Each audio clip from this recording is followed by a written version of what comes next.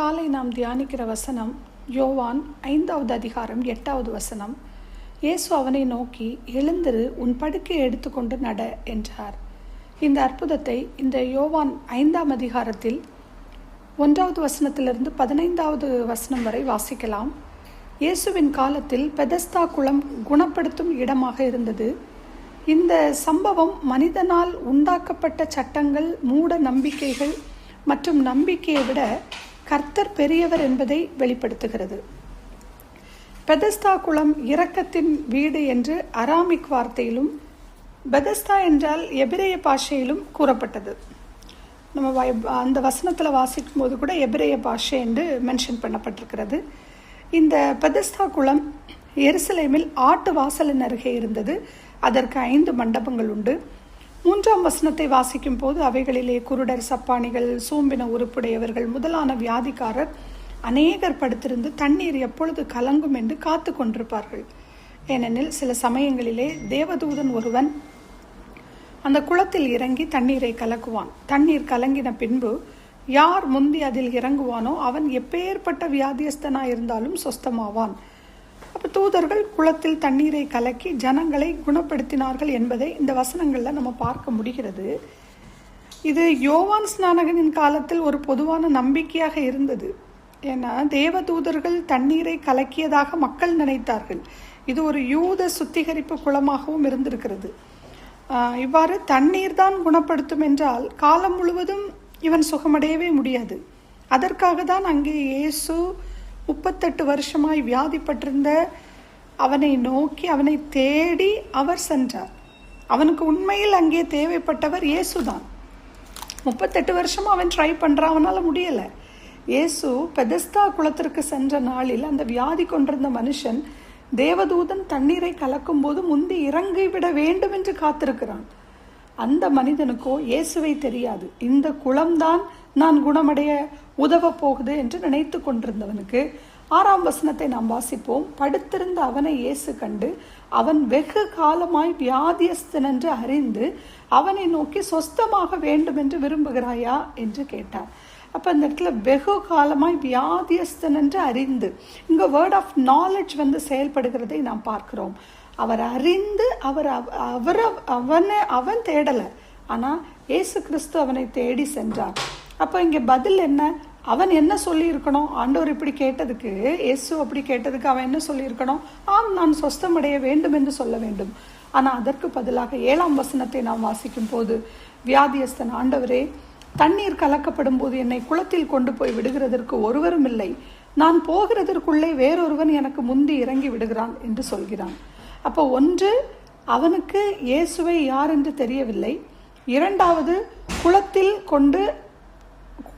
கொண்டு விடுறதுக்கு யாருமே இல்லை அப்படின்னு சொல்லிட்டு அவன் போய் எனக்கு அந்த இவ்வளோ நாள் நான் வெயிட் பண்ணுறேன் அப்படிங்கிற ஒரு காத்திருப்பை அந்த இடத்துல இயேசுக்கிட்ட அவன் சொல்கிறத பார்க்குறோம். ஸோ மனித ஒத்தாசைகளை எதிர்பார்க்கிறதை பார்க்க முடிகிறது. எத்தனை பரிதாபம் பாருங்க. இன்றைக்கு ஜனங்களும் இது போல தான். எத்தனையோ ஜனங்கள், எனக்கு தெரிந்த நிறைய ஃப்ரெண்ட்ஸ் பார்த்திங்கன்னா, என்னோட ஹிந்தி டிபார்ட்மெண்ட் அந்த ஃப்ரெண்ட்ஸ்லாம் பார்த்திங்கன்னா, அவங்க கல்லும் மண்ணும் இந்த மாதிரி ஒன்றும் தெரியாத அந்த விக்கிரகங்களை, அந்த இறந்த மனிதர்களை அப்படியே ஃபோட்டோ வச்சுட்டு, அவங்க ட்ரெஸ்ஸையும் அவங்களுடைய அந்த காரியங்களையும் அப்படியே வச்சுட்டு, அவங்க சும்மா பாட்டு பாடுறதும், அந்த ஒரு கொஞ்சம் கேதரிங் பண்ணி அதுக்குன்னு ஒரு ட்ரெஸ் கோட் போட்டுட்டு, எனக்கெல்லாம் அதை பார்க்கும்போது அவ்வளோ மனசுக்கு கஷ்டமாக இருக்கும். இந்த காரியத்தை நேற்று தியானிக்கும் போது உண்மையிலே எனக்கு அப்படி தான் தோணுச்சு. அந்த மனித ஒத்தாசைகளை அவங்கெல்லாம் ரட்சிப்பதற்கு எம்மாத்திரம் மனுஷனுடைய பிரயாசம் விருதா அப்படின்னு இருக்கு. காலையில் மலர்ந்து மாலையில் மறையும் மலரை போல, புல்லை போல வாடி விடுகிறான். நம்ம அதுக்கு இருந்த இடமும் இனி அதை அறியாது அப்படின்னு ஒரு வேப்பர் போல நம்ம இருக்கிற இந்த ஜனங்கள் மத்தியில் நம்மளும் அப்படிதான்.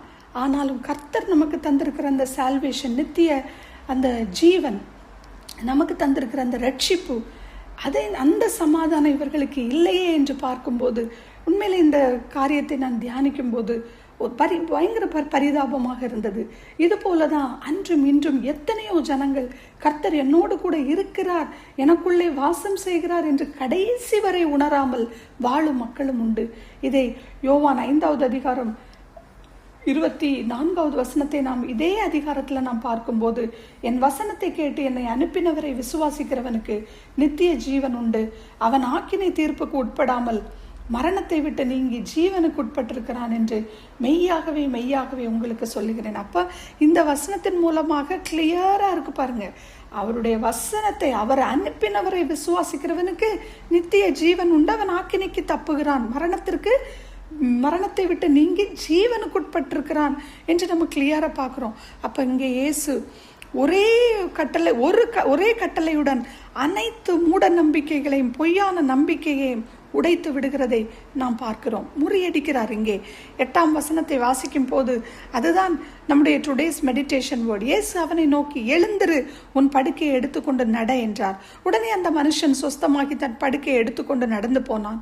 இயேசுவே அவனுக்கு தேவைப்பட்டார். யோவான் நற்செய்தியில் இந்த 3வது அற்புதத்தின் மூலம் இவனுடைய ஆவியிலும் சரீரத்திலும் ஒரு குணப்படுத்துதலை இப்பொழுது கொடுக்கிறார். நாம் 14ஆம் வசனத்தில் இயேசு அவனை மறுபடியும் தேவாலயத்திலே கண்டு, இதோ நீ சொஸ்தமானாய், அதிக கேடானதொன்றும் உனக்கு வராதபடி இனி பாவம் செய்யாதே என்றார். அப்ப இப்படி வாசிக்கும் போது பாத்தீங்கன்னா, இப்ப அவருக்கு ஆத்துமால அவனுக்கு ஒரு சுகத்தை கொடுக்கிறாரு 2ஆம் நிலையில. அதாவது ஒரு இன்னர் ஹீலிங் வேணும். அந்த இன்னர் ஹீலிங் வரும்போது தான் நமக்குள்ள ஒரு சமாதானம் வரும். இதிலிருந்து இயேசு நம் சரீர பிரகாரமான வியாதியை மட்டுமல்ல, நம் இதயங்களையும் காண்கிறார். நம்மை முழுவதுமாக அவர் நோக்கி கொண்டிருக்கிறார் என்பதை நமக்கு இந்த சம்பவம் நமக்கு கற்றுத்தருகிறது. இப்படி இயேசு இந்த மனிதனை சுகப்படுத்தினது, அதிகாரத்தோட கூறினது யூத தலைவர்களுக்கே ஒரு பிரச்சனையாக இருந்தது, ஒரு பெரும் பிரச்சனை. அந்த திருப்பி மறுபடியும் அந்த சாப்டர்ல நீங்க முழுவதும் வாசித்தீங்கன்னா, அவர் சுகப்படுத்தினதுனால என்னெல்லாம் அவரை கஷ்டப்படுத்தினதையும், அவருடைய வார்த்தைகள்னால் அவரை கொல்றதையும் நம்ம அந்த இடத்துல பார்க்க முடியுது. 38 வருஷ காலம் வியாதி கொண்டிருந்தவன் நடக்கிறான். இது அவங்களுக்கு ஒரு பொருட்டல்ல. அவங்களுக்கு அவர் மேல கோபம் வந்தது. ஓய்வு நாளில் செய்ய தகாததை செய்கிறான்னு சொல்றாங்க. மாத்திரமல்லாமல் அவரை துன்பப்படுத்தி கொலை செய்ய வகை தேடினார்களாம். இப்போ உள்ள காலத்துல இதான் நடந்துட்டு இருக்கு. இதுல எந்த மாற்றமும் இல்லை. இந்த உலகத்துல உபத்திரவம் உண்டு. இது இவர்களின் கடின இருதயங்களை வெளிப்படுத்துகிறது. மனிதர்களால் உருவாக்கப்பட்ட சட்டங்களை விட இயேசு பெரியவர் என்பதை இந்த சம்பவம் நமக்கு வெளிப்படுத்துகிறதா இருக்கிறது. விசுவாசிகளாகிய நமக்கு இது ஒரு பலனாக இருக்கிறது.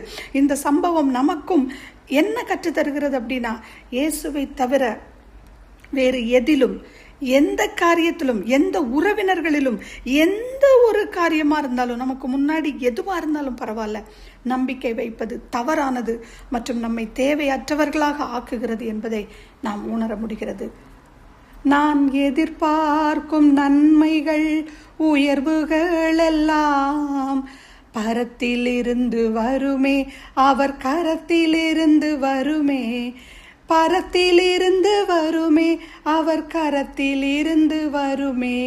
நான் எதிர்பார்த்து காத்திருக்கும் ஈவுகள் எல்லாம் பரத்திலிருந்து வருமே, அவர் கரத்திலிருந்து வருமே, பரத்திலிருந்து வருமே, அவர் கரத்திலிருந்து வருமே, பரத்திலிருந்து வருமே, அவர் கரத்திலிருந்து வருமே. நாம் ஜெபிப்போம். அப்பா, ஸ்தோத்திரிக்கிறோம் சுவாமி. நாங்கள் எதிர்பார்த்திருக்கும் நன்மைகள், உயர்வுகள், எங்கள் வாழ்வில் அப்பா நீங்கள் தந்திருக்கும் ஈவுகள் எல்லாம் பரத்திலிருந்து மாத்திரமே அப்பா எங்களுக்கு வர வேண்டும். அப்பா, இந்த உலகில் மனித ஒத்தாசைகளோ மனித காரியங்களிலோ நாங்கள் ஆண்டவரை ப்ரையாரிட்டி கொடுத்து செயல்படுகிறதற்கு இந்த சம்பவத்தை நீங்கள் எங்களுக்கு உணர்த்தி தாரீங்க. அப்பா, அந்த 38 வருஷமாய் வியாதிப்பட்டிருந்தவனுக்கு சுகத்தை கொடுக்க வேண்டும் என்று நினைத்த பொழுது அவன் வேறு ஏதையோ சொல்லி கொண்டிருக்கிறதை பார்க்கிறோம். அப்பா, அது போலதான் இன்றைக்கு நாங்களும் மேபி எங்கள் வாழ்க்கையில் எழுந்து நடக்க முடியாதபடி அப்பா எங்களுடைய கண்கள் குருடாக்கப்பட்டு ஏதோ ஒரு காரியத்தை நாங்கள் ஃபிக்ஸ் பண்ணி வைத்திருக்கிறோமா, அதிலிருந்து எங்களுக்கு விடுதலையை தாங்க ராஜா. 38 வருஷமாய் யாரும் தேடி போகாதவரை கண்கள் கண்டு அறிந்ததே. ஆம் அப்பா, 38 வருஷமாய் அவனால அந்த குளத்தையே நம்பி இருந்தவனுக்கு இயேசு தேவை என்பதை அறியாமல் இருந்தது போல இன்றும் எத்தனையோ ஜனங்கள் நீர் தேவை என்பதை அறியாமல் இருக்கிற அந்த ஜனங்களுடைய கண்கள் திறக்கப்படட்டும். எங்களுடைய கண்களிலும் மேபி அப்பா ஏதாவது உமக்கு பிரியமில்லாத காரியங்கள் இருக்குமானால், ஓ அப்பா, இந்த காலை வேளையிலே நீங்க எங்களை உருமாற்ற, நீங்க எங்களை அப்பா உமக்கு பிரியமான பிள்ளைகளாக மாற்ற நாங்கள் துதிக்கிறோம் அப்பா. 6வது வசனத்துல நாங்க வாசிக்கிறது போல, அவன் வெகு காலமாய் வியாதியஸ்தன் என்று அறிந்து நீங்க அந்த இடத்துக்கு தேடி சென்றீங்களப்பா. அது போல இந்த நாள்ல அப்பா நாங்க அமர்ந்திருந்து நீங்க தேவன் என்று அறிந்து கொள்ள நீங்க எங்களுக்கு கிருபை தாங்கப்பா. உண்மை அறியும் பொழுதே உங்களுடைய இதய துடிப்பை, நீங்க எதற்காக இந்த உலகத்தில் எங்களை படைத்திருக்கீங்க என்பதை அறிந்து கொள்ள முடியும் அப்பா. இந்த நாள்ல இந்த வசனங்கள் மூலமாக அப்பா எங்களோடு பேசினதற்காக நன்றி. எந்த ஒரு காரியங்களும், எந்த சூப்பர்ஸ்டிஷனோ, எந்த நம்பிக்கைகளோ எங்களுக்கு செயல்படாதபடி உம்முடைய வசனத்தின் மேல இயேசு கிறிஸ்துவை நோக்கி பொறுமையோடு அப்பா உங்க மேல மாத்திரம் எங்க கண்களை பதித்து ஓட கிருபை தாங்க. எங்களை தாழ்த்தி உம்முடைய பாதத்தில் ஒப்பு கொடுத்து ஜெபிக்கிறேன் அப்பா. நாள் முழுவதும் அப்பா அந்த வசனங்கள் எங்களோடு பேசட்டும். துதி, கனம், மகிமை அனைத்தும் உமக்கே செலுத்தி இயேசுவின் இன்ப நாமத்தில் துதிக்கிறேன் எங்கள் ஜீவனுள்ள நல்ல பரமபிதாவே. ஆமேன்.